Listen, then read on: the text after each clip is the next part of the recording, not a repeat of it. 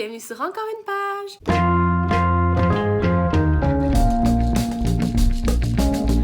Aujourd'hui, on se retrouve pour mon book haul du dernier 4 mois de l'année 2022, donc septembre, octobre, novembre et décembre. Je vais vous présenter 14 livres. Parmi ces 14 livres, il y en a 2 que j'ai déjà lus. Et si vous avez écouté ma dernière vidéo, vous savez que ma pile en ce moment, mais c'est sûr que vous avez oublié ça parce que c'est un détail insignifiant dans vos vies, mais moi je m'en rappelle. Donc ma pile à lire fait 16 livres en ce moment et là il y en a 12 que j'ai pas lus, que j'ai acheté cet automne, fait que c'est quand même pas si mal. Il m'en reste 4 à lire que j'avais avant l'automne, fait que c'est quand même... Je trouve que c'est le fun. Sans plus attendre, on va commencer avec ma première... Mon premier achat de livres que j'ai fait pendant le mois de septembre. Je suis allée à ma petite boutique de livres usagés que j'adore et j'ai trouvé Distorsion de Émile Gauthier et Sébastien Lévesque. Donc, c'est 13 histoires étranges de l'ère numérique et c'est publié chez les Éditions de l'Homme. J'écoute parfois leur podcast, mais pas tout le temps parce que je trouve que leur rythme d'élocution est parfois un peu trop lent pour moi. Puis voilà. Mais je trouve que c'est vraiment intéressant. Là, c'est comme toutes des crimes, là. Pas toujours des meurtres, mais il y a en tout cas, des crimes liés à l'Internet, au numérique, à la technologie. Donc, je trouvais ça vraiment intéressant. Je l'ai payé 4$. C'est pas un livre très vieux, là. Je crois qu'il date de 2019. Donc, 4$ pour un livre que ça fait juste seulement 3 ans qu'il a été publié. Puis c'est encore vraiment d'actualité. Je trouvais que c'était une belle aubaine. Donc, je me le suis procuré. C'est un peu la même réflexion que j'ai eue. C'est un livre récent aussi. Donc, un livre de 2020. Et c'est Bien chez moi de Cynthia Dulude, Maison, corps, tête. Et c'est publié chez les éditions Ada. Donc, c'est comme un livre où elle va donner des conseils par rapport à la maison, au corps et à la tête, l'esprit, la beauté aussi, je crois. Parce que c'est quand même Cynthia Dulude... ça pourquoi elle est connue. Je trouvais que ça avait l'air vraiment intéressant. Je l'ai payé 5$, donc encore une fois, une aubaine. Et j'aime vraiment suivre Cynthia Dulude. Là, au départ, j'ai commencé à la suivre en me disant, mais c'est pas tout à fait genre un champ d'intérêt que j'ai, là, la beauté puis tout, mais j'aime sa personnalité, donc je continue à la suivre, puis je la suis comme sur sa chaîne de vlog, puis sur Instagram, puis sur TikTok, comme... Je pense que ça fait vraiment partie des influenceuses que j'aime. Je voulais voir un peu c'était quoi sa plume, puis qu'est-ce qu'elle avait envie de partager. Je suis vraiment curieuse de découvrir ce petit recueil-là. C'est vraiment tout petit, hein? Puis c'est ça, je vais lire ça au début de l'année. Je trouve que ça fait bien là, dans l'esprit de début d'année, bien chez moi, prendre soin de sa maison et tout. Un peu plus tard, en septembre, je sais pas qu'est-ce qui s'est passé cette journée-là, mais je filais pour acheter des livres. En fait, on est allé à la librairie jeunesse de ma ville parce que mon copain y avait reçu une carte cadeau de 100$ dans cette librairie-là. Donc, il a acheté plein de livres pour Flavie parce que c'est une librairie jeunesse et pour lui aussi, je crois. Et moi, j'ai vu, ça venait tout juste de sortir, j'ai vu le dernier de Patrick Sénécal qui est Résonance, publié chez À lire. Moi, je peux pas m'empêcher, chaque fois que je vois un nouveau Sénécal, je l'achète, je le lis et après je décide ce que j'en fais. Mais je trouvais le concept quand même original parce que, dans le fond, c'est à la suite d'un examen de résonance magnétique. Il va se passer quelque chose qui va perturber un peu la réalité puisque le protagoniste expérimente, là, son expérimentation de la vie. Comme d'habitude, je lis jamais les résumés, mais j'étais curieuse parce que j'avais entendu Patrick Sénécal. Tu sais, sur sa page Facebook, ça fait comme 1 an qu'il nous tease par rapport à ce livre-là, donc je l'ai acheté. je vais le lire prochainement, ça aussi, mais je suis très curieuse. Le soir de cette virée shopping magasinage, le soir, l'après-midi, ma mère elle m'a invitée à un événement qui était les fermes et les restos de notre région administrative. Il y avait comme plein de fermes d'agriculteurs qui s'étaient mis ensemble avec des restaurants. Puis dans le fond, c'était vraiment le fun. C'était comme un marché où, par exemple, il y avait un producteur de miel. Puis juste à côté, il y avait un restaurant qui avait fait un plat avec le miel de la ferme. Donc, tu pouvais acheter le produit et aussi manger un peu. Puis tu sais, les restaurants, ils prenaient pas juste un ingrédient, là, ils prenaient plein des fermiers qui étaient là. Fait que c'était vraiment super cool comme événement. Puis il y avait une vibe vraiment très hipsters de Montréal qui descendent dans notre coin pour avoir le retour à la terre. Puis en tout cas, il y avait une mini librairie, là. Je pense que honnêtement, dans tout le magasin, il devait avoir 50 livres. Mais il y avait le dernier de Dan Dumont, donc Les poules des prairies partent en tournée, publié chez Anne Norac. Donc là, vous savez, là, j'ai tout acheté les livres de Dan Dumont, puis j'en ai juste lu un en 2022. Mais c'est quand même une pas pire brique, donc je compte le lire pour le défi MH Tapal, une brique de plus de 500 pages, parce que c'est mon plus gros livre dans ma palle. Il fait pas 500 pages, il fait comme 470, là, quelque chose de même. Ah ben, 493, fait que c'est quand même pas loin, mais j'ai pas plus gros. Fait que ça va être ça qui va compter. Mais très curieuse, encore une fois, de découvrir ce que Dan Dumont a à nous raconter. Puis je trouvais tellement l'illustration hot. Je trouve ça bien, vraiment beau, en tout cas. J'espère que ça va être un petit peu plus comme la course de rose et moins comme On pleure pas au bingo, parce que j'ai un peu moins aimé On pleure pas au bingo. Mais bon, c'est à suivre. Au mois d'octobre, j'ai fait un seul achat et encore, c'était une sortie de l'automne que j'attendais. Donc, c'est le dernier tome de Anna Caritas, Les Veilleurs. C'est la fin de l'histoire, mais partie 1. Il va y avoir la partie 2 plus tard cette année. C'est de Patrick Isabelle et c'est toujours publié chez Les Malins. Donc, j'ai très hâte de savoir comment ça se conclut cette histoire-là. J'adore la série, mais je pense qu'on arrive à la fin. Fait que je comprends pourquoi ils ont fait 2 parties si c'est ça la grosseur, parce que ça reste des romans jeunesse. Fait que plus gros que ça, c'est un peu décourageant. Donc, voilà, je l'ai acheté. J'ai hâte, encore une fois, de le lire. Je dis ça à tous les romans. Et en novembre, je n'ai rien acheté. Ce qui nous amène à décembre et les cadeaux de Noël seulement. J'ai pas rien acheté avant ça. Et heureusement, parce que j'en ai reçu quand même pas mal. J'ai reçu 8 livres à Noël. C'est rare que je reçois autant de livres. Mais je suis bien heureuse parce que j'aime vraiment ça, en recevoir. Donc, je vais vous les présenter. Premièrement, il y a 2 livres que j'ai déjà lus, mais que je voulais avoir en ma possession. Le premier, c'est le premier tome de Heartstopper de Alice Oseman. Depuis 2021, je capote sur cette série-là. Je les ai toutes lues en 2021. Je voulais les avoir chez moi. Donc, je vais me procurer la suite parce que j'aimerais avoir toute la série, évidemment, entre mes mains. Mais c'est déjà lu. Autre livre que j'ai déjà lu, et ça vous étonnera pas. Paul a un travail d'été de Michel Rabagliati, publié chez La Pastèque. Donc, j'ai beaucoup aimé ce tome-là. Je pense pas m'acheter tous les Paul, mais je pense acheter juste ceux que j'ai vraiment aimés. Et il y a des 5 étoiles là-dedans, comme Paul a un travail d'été, j'ai adoré. Paul au parc, Paul à Québec et Paul à la pêche. C'est les 4 Paul que j'aimerais vraiment avoir en ma possession parce que je les aime.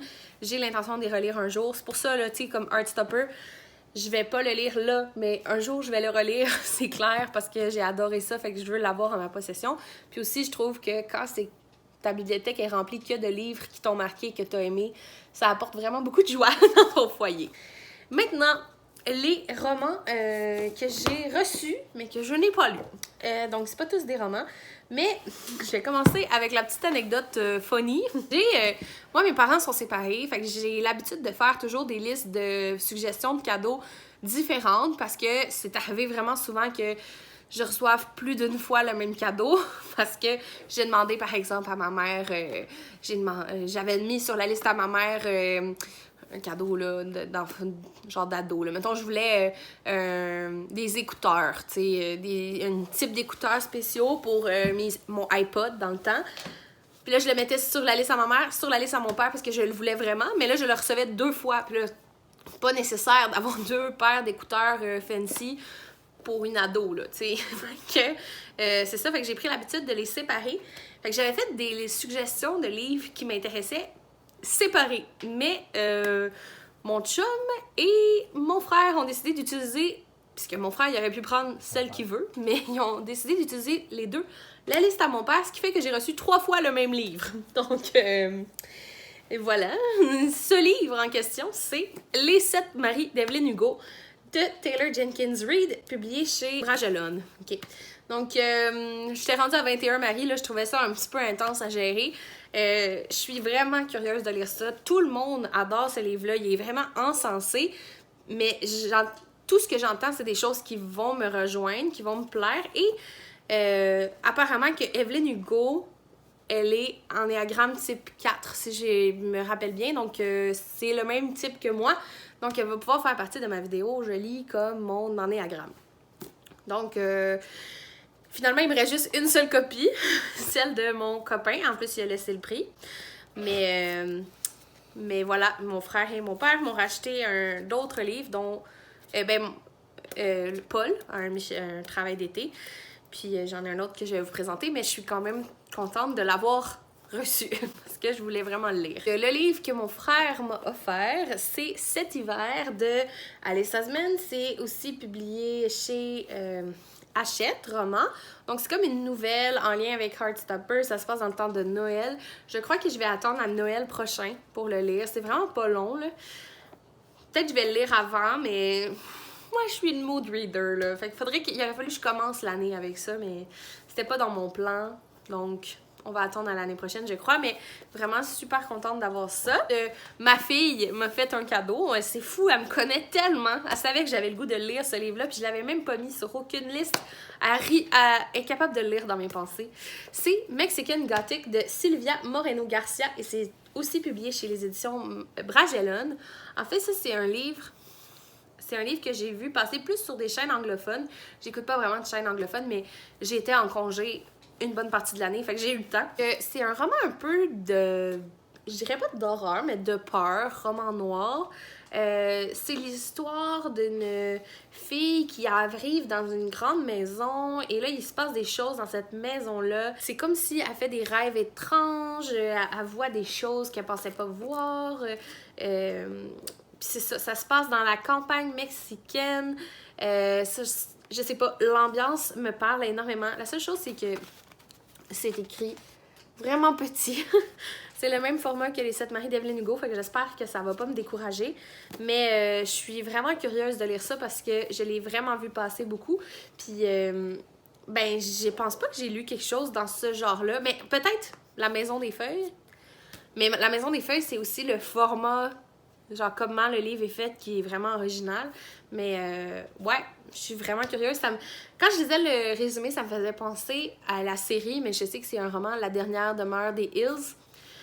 Ouais, ça avait l'air vraiment intriguant. Ensuite, ma mère m'a offert L'art du tarot de Vanessa D.L.